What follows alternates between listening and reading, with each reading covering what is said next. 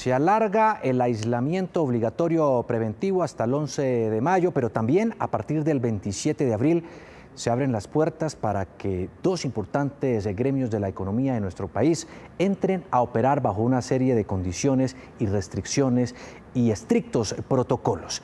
¿Qué va a pasar? ¿Cuál es esa nueva realidad a la que nos vamos a enfrentar a partir de la próxima semana?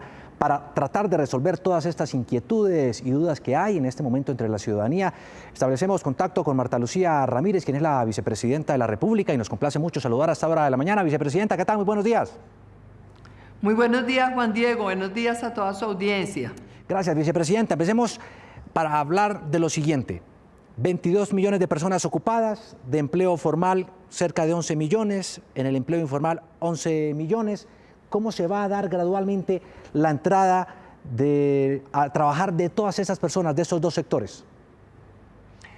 Juan Diego, nos toca primero como realmente darle en este momento una señal clarísima a los colombianos. Acá hay que poner todos, mucho de nuestra parte, orden, tenemos que poner de presente que solamente aquellas empresas que estén con facilidad de controlar las autoridades, tanto el gobierno nacional como los alcaldes, son las empresas que van a poder arrancar. No importa si es una empresa chiquitica, de 3 trabajadores, lo importante es que tenga su registro de cámara, que tenga un domicilio social, que se sepa dónde está ubicada la empresa para que indistintamente se puedan estar haciendo visitas para verificar el cumplimiento de protocolos de cuidado para los trabajadores, porque se trata, usted decía muy bien, aquí hay 22 millones de personas ocupadas, pero las industrias en Colombia, las manufacturas ocupan cerca de 2,5 millones de personas. La actividad relacionada con la agricultura, con la porcicultura, la ganadería, toda la producción rural,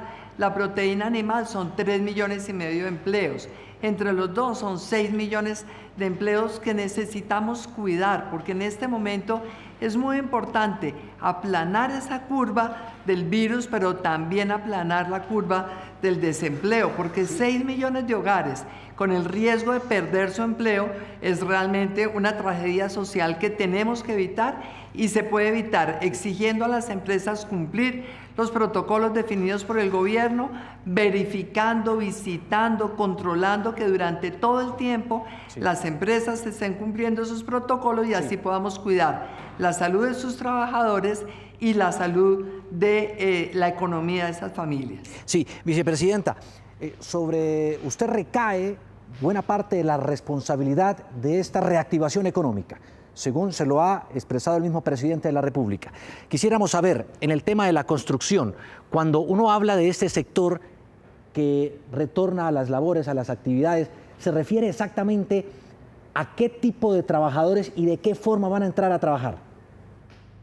Mire, por ejemplo, en el sector de la infraestructura, en el sector también de las obras y la construcción de actividades comerciales, por supuesto de vivienda, etcétera, tenemos que cuidar a los trabajadores, hay que lograr que se haga la toma de la temperatura. En algunos casos se va a exigir que tengan no solamente el tapabocas, sino que se les brinden por parte de las empresas unas caretas que protejan la cara. Por ejemplo, personas que están expuestas a materiales que pueden fácilmente irritar la cara, pues hace que la gente se rasque, se coja, se moleste. Eso es muy peligroso porque es que este virus entra por las mucosas.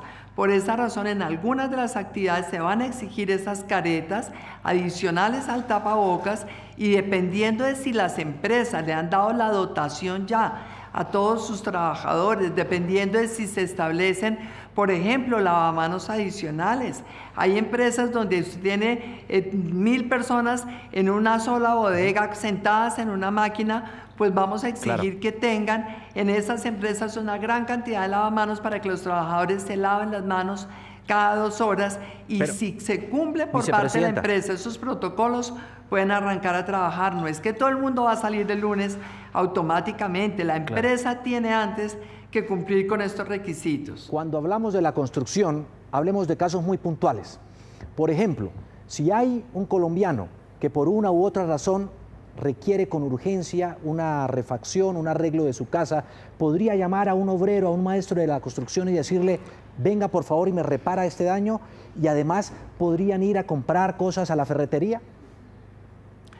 Pues mire, lo primero es que las ferreterías no se pueden abrir todavía, no está abierto el comercio, eso es lo primero. Lo segundo es que en principio se está autorizando el regreso al trabajo por parte de las empresas que están en el sector de manufacturas, de agricultura, de agroindustria, y siempre y cuando se pueda verificar que en esas empresas se cumplen estos protocolos. Un profesional independiente, un trabajador independiente no está dentro de estas categorías. El presidente Iván Duque ha insistido, queremos rápidamente autorizar que todos los trabajadores independientes puedan volver a salir, pero en esta primera etapa tenemos que concentrarnos solamente en las empresas para poder exigir esos controles y verificarlos. Más adelante, el resto, queremos que seamos pronto todos otra vez recuperando una vida relativamente normal, pero esto requiere una gran disciplina social. Todos debemos estar conscientes. Hay que cuidarnos nosotros, hay que cuidar a los otros, porque si no nos cuidamos y si la curva de este virus llega a coger velocidad, tendríamos que volver a cerrar todo y eso sería muy negativo. Pero que lo que queremos es que se pueda mantener abierto, que la curva del virus vaya lentamente y así Colombia no esté arriesgando muchas más vidas, que Colombia realmente sepa que está controlando la vida de los colombianos y la salud y por supuesto también el bolsillo de las familias. Eso está muy claro. Explíqueme esto, en el tema de las manufacturas de este sector, estamos refiriéndonos específicamente, por favor, a qué trabajadores, de qué áreas dentro de este sector, que bueno, es bastante amplio. Convertir una materia prima en un bien podría ocurrir dentro de los textiles, las confecciones, pero también en otra área, como por ejemplo la metalúrgica. ¿Eso también cobija la manufactura?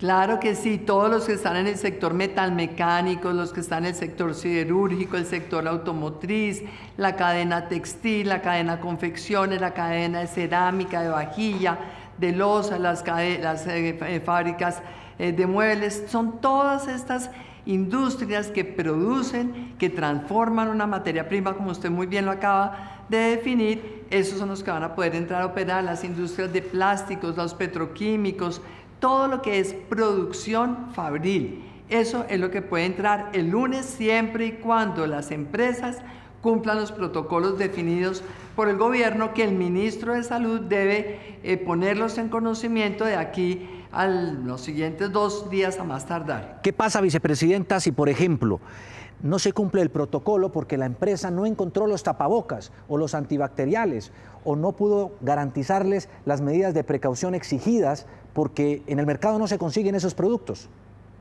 Bueno, pues el gobierno está haciendo un esfuerzo muy grande justamente para que se consigan en cantidad más que suficiente. Ustedes saben, con el ministro de Comercio Exterior hace 3 semanas hemos venido convocando a todos los confeccionistas de este país para que se dediquen a hacer tapabocas, para que hagan todos los elementos de protección para el personal de la salud, los médicos, las enfermeras, los internistas, los anestesiólogos. Todo el sector de la salud es nuestra prioridad.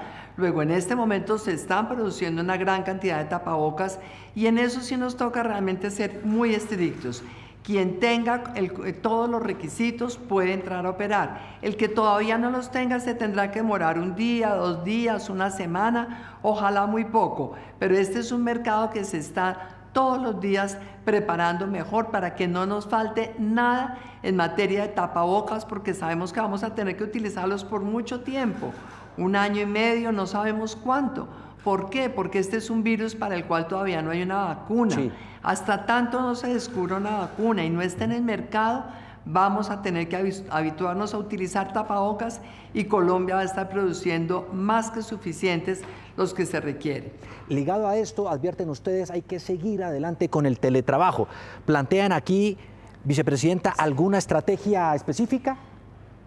Muy importante esa pregunta, muchas gracias, porque por ejemplo en el caso de las industrias manufactureras, hemos dicho claramente, las actividades administrativas de una fábrica de metalmecánica, una fábrica de confecciones, las actividades administrativas, es decir, la contabilidad, las finanzas, el manejo de recursos humanos, todas esas actividades administrativas hay que hacerlas por teletrabajo.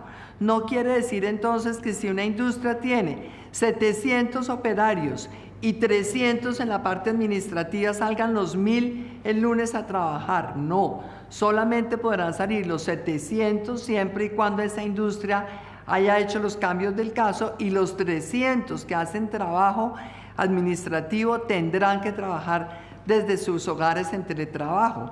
Pero los protocolos son importantes, por ejemplo, porque esto le va a hacer cambios en la parte locativa de muchas de las industrias. Vamos a decir que los puestos de trabajo pueden estar a 2 metros el uno del otro. En la actualidad están seguramente a 60, 70 centímetros. Esto implica que tiene que haber un mayor espacio. Esas industrias tienen que adaptarse en el curso de los próximos días para que puedan entrar a funcionar tan pronto como estén listas. No todo el mundo va a poder arrancar el 27 por esa razón.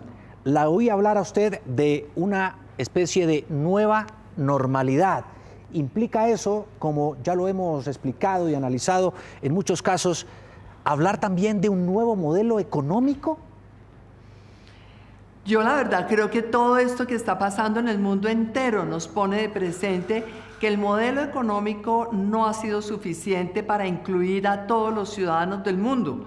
No ha sido suficiente. Tenemos millones de personas viviendo en la informalidad, en condiciones muy precarias, en Colombia, sin ir muy lejos, y en el mundo entero. Esto nos muestra que sí necesitamos un modelo capitalista de inversión productiva, de inversión privada, pero un modelo capitalista que esté mucho más consciente de lo social. La precariedad de tantos ciudadanos es algo que no podemos de ninguna manera aplaudir. Eso lo tenemos que corregir. Luego yo creo que aquí esta pandemia está poniendo a la humanidad entera consciente de los cambios que hay que hacer para que todos tengamos bienestar, para que todos podamos tener mejores condiciones de vida.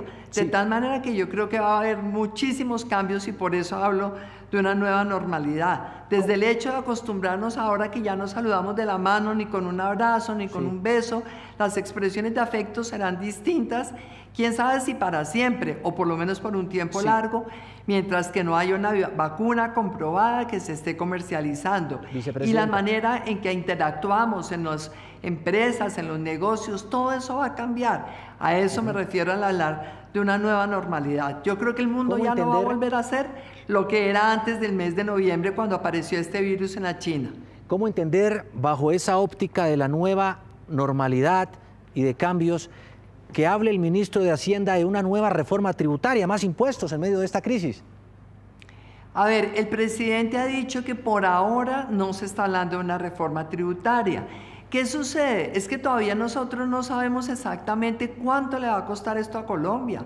Hasta ahora ha costado 1.5% del PIB, todas las ayudas, los auxilios, los subsidios que el gobierno tuvo que improvisar de la noche a la mañana para poder atender las necesidades de cerca de 10 millones de familias que han necesitado los mercados, que han necesitado estas ayudas. De tal manera que cuando se sepa bien cuánto le costó esto a Colombia, en qué condiciones queda nuestra economía, pues vendrán las etapas posteriores. El presidente ha dicho, por ahora no hay necesidad de una reforma tributaria, porque es que realmente estamos apenas en un proceso que nos puede tomar semanas, meses, no sabemos cuánto. Esperamos que en la medida en que se restablezca paulatinamente las actividades económicas, pues obviamente las familias dependan mucho menos de los auxilios del gobierno, y en esa medida sabremos cuál es el faltante que tiene el gobierno nacional, que tiene la nación, que tiene el Estado en sus finanzas. La reacción del gobierno, sobre todo en el suministro de ayudas humanitarias, ha estado sobre una especie de sospecha, en algunos casos muy puntuales, advertida además por los organismos de control, refiriéndose a más de 5.000 contratos, advertido y también mencionado por la misma Contraloría General de la República, de sobrecostos, presuntos hechos de corrupción en la repartición de todas esas ayudas. Usted también ha liderado una especie de escuadrón élite para combatir esto. ¿Cómo está hoy por hoy esa lucha contra la corrupción para evitar que la contratación pública termine en los bolsillos de los políticos corruptos? Sí, Juan Felipe, esa es una de las cosas tristes y muy vergonzosas de Colombia. cómo han tenido la frialdad, el cinismo de robarse la plata a la salud durante muchísimos años. Y es cuando vemos entonces cómo se inventaron también con ocasión de las enfermedades huérfanas, cómo sacarle la plata y defraudar la salud de los colombianos. Aquí el gobierno ha tenido que sacar una serie de normas para facilitar la contratación, para que sea más ágil, para que los hospitales puedan tener la dotación que necesitan, más camas, más unidades de cuidados intensivos. Pero facilitar la contratación no quiere decir relajar los controles. Por eso, a través de la Secretaría de Transparencia y Lucha contra la Corrupción, a través de Colombia Compra Eficiente, el presidente Iván Duque ha determinado que el Ejecutivo trabaje permanentemente en prevenir, en cerrar espacios para los corruptos, y complementariamente siempre tenemos nosotros esa tarea de los organismos de control, la Contraloría, la Fiscalía, la Procuraduría. Todos tenemos que trabajar unidos para lograr que aquí la corrupción no se lleve la plata de los colombianos, ni con el pretexto del coronavirus, ni con el pretexto de las enfermedades huérfanas, ni con ningún pretexto. No podemos permitir que se sobrepaguen los mercados, ni que se vayan a pagar otros eventos o otras necesidades en los hospitales mucho más costosos de lo que realmente valen esos productos. De tal manera que aquí, Juan Diego, tenemos que entre todos cuidar los recursos públicos y saber que el gobierno está trabajando en prevenir, los organismos de control en corregir, en sancionar, y todos los colombianos tenemos que velar. Si algún colombiano sabe, si le dicen, es que están repartiendo mercados, y después son mentiras que están repartiendo los mercados, háganoslo saber, porque aquí el presidente Duque, todo el gobierno, los alcaldes, los gobernadores, los organismos de control, todos los funcionarios públicos tenemos la obligación de cuidar esos recursos para que la ciudadanía realmente vea que llegan a donde tienen las necesidades los colombianos, que llegan a los destinatarios que deben ser y no a los bolsillos privados de ninguno, ni políticos ni particulares, que se aprovechan de una tragedia como es esta pandemia que está viviendo hoy tantos países, 185 países del mundo entero. Vicepresidenta, permítame sugerirle humildemente un último protocolo para que me responda aquí rápidamente a esta pregunta, porque el tiempo en televisión usted sabe qué acosa, pero este es un tema que no quiero dejar pasar. Tiene que ver con una denuncia muy puntual sobre el programa de ingreso solidario, que busca que por lo menos 3 millones de colombianos se beneficien de todas las ayudas y programas sociales del gobierno. Se ha advertido allí sobre posibles casos de cobros irregulares y giros. Ya se han hecho más de 1.200.000 a todas estas personas de nuestra población vulnerable, y muchos de los datos, de las bases de datos de la Registraduría y de Planeación Nacional han estado bajo sospecha, porque al consultarlos en las páginas de internet se ponen los números de cédula y aparecen personas de nombres que ya murieron o simplemente nombres falsos. ¿Ya se corrigió eso? ¿Se depuró? Sí, Juan Diego, eso se está corrigiendo todos los días, porque sucede que, por ejemplo, Familias en Acción, que es un programa social tan importante, pues ese es un programa que lleva ya prácticamente 20 años, es un programa que ha crecido muchísimo y llevaba pues 20 años armándose en las bases de datos, los controles.